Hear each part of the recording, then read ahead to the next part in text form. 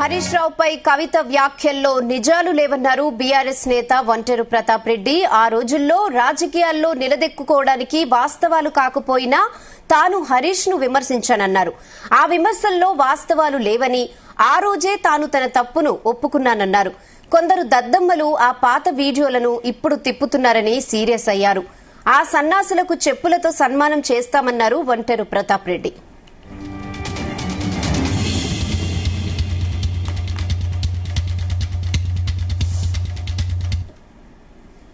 కవిత నా పేరు కూడా తీసింది. కవిత గారు నా పేరు కూడా తీశారు, ప్రతాప్ రెడ్డి గారు. నేను 2009లో పోటీ చేశా, 2014లో చేసిన, 2018లో చేసిన. నేను ఎట్టి పరిస్థితుల్లో గజ్వేల్కి ఒకసారి ఎమ్మెల్యే కావాలన్నటువంటి కాన్సెప్ట్. ఆ రోజులలో టీఆర్ఎస్ పార్టీ తరఫున ఇక్కడే ఉండి పనిచేస్తున్నటువంటి హరీష్ రావు గారిని తట్టుకోవడానికి, రాజకీయంగా నిలబడడానికి, రాజకీయంగా మాట్లాడినటువంటి మాటలు అవి. వాస్తవంగా కూడా నేను గతంలోనే హరీష్ రావు గారికి వాస్తవాలు చెప్పా.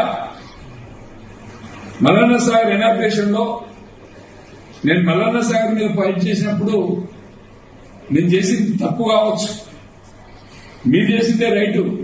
ఇవాళ తెలంగాణకు కాళేశ్వరం వచ్చిందంటే, తెలంగాణకు గోదావరి నీళ్లు వస్తున్నాయి అంటే మీరు చేసింది రైటు, నేను చేసింది రాంగ్ అని చెప్పి ఆ రోజు నేను హరీష్ రావు గారికి చెప్పా. ఆ నీళ్లు పంపులు దింపుతున్నప్పుడు తెలంగాణ ప్రజల యొక్క ఆత్మ గౌరవాన్ని పెంచుట్లో అటు కేసీఆర్ ఇటు హరీష్ రావు గారు చేసిన కృషిని నేను ప్రశంసించిన. అక్కడ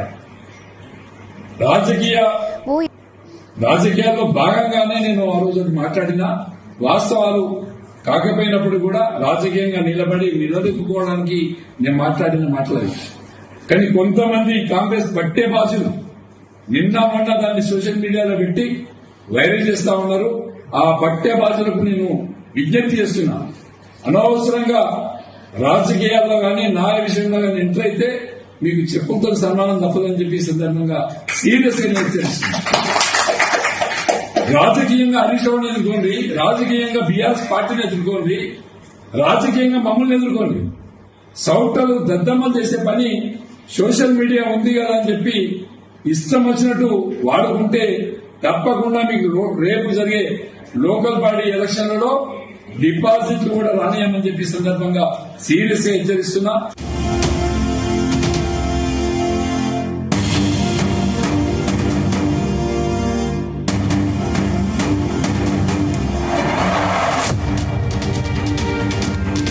హరీష్ రావుపై కవిత వ్యాఖ్యల్లో నిజాలు లేవన్నారు బీఆర్ఎస్ నేత ఒంటేరు ప్రతాప్ రెడ్డి. ఆ రోజుల్లో రాజకీయాల్లో నిలదొక్కుకోవడానికి వాస్తవాలు కాకపోయినా తాను హరీష్ ను విమర్శించానన్నారు.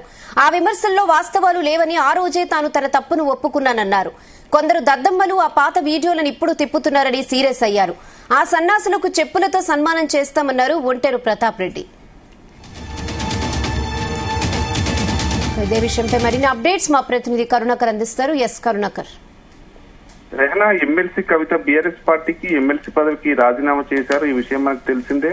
అనంతరం విలేకరుల సమావేశం కూడా నిర్వహించారు. ఈ విలేకరుల సమావేశంలో గజ్వేల్ సంబంధించినటువంటి బీఆర్ఎస్ పార్టీకి సంబంధించినటువంటి ఒంటేరు ప్రతాప్ రెడ్డి కూడా నాడు హరీష్ రావుపై తీవ్ర విమర్శలు చేశారు. తాను కూడా ఆయనను విమర్శించారని చెప్పేసి కూడా, ఆయన ఉదహరించారని చెప్పేసి కూడా ప్రతాప్ రెడ్డి గారు తెలియజేయడం జరిగింది. దీనికి సంబంధించి ఈ రోజు ఒంటేరు ప్రతాప్ రెడ్డి గజ్వేల్ లో ఒక విలేకరుల సమావేశం కూడా నిర్వహించారు. తాను నిర్వహించి ఈ విలేకరుల సమావేశం తాను కవిత మాట్లాడుతూ తన పేరు కూడా ప్రస్తావించారని చెప్పేసి కూడా తెలియదు. నాడు తాను కేవలం రాజకీయంగా నిలదొక్కుకోవడానికే హరీష్ రావుపై అలా మాట్లాడానని చెప్పేసి ఎన్నికల్లో భాగంగానే నేను ఆ విధంగా మాట్లాడని చెప్పేసి కూడా వివరణ ఇవ్వడం జరిగింది.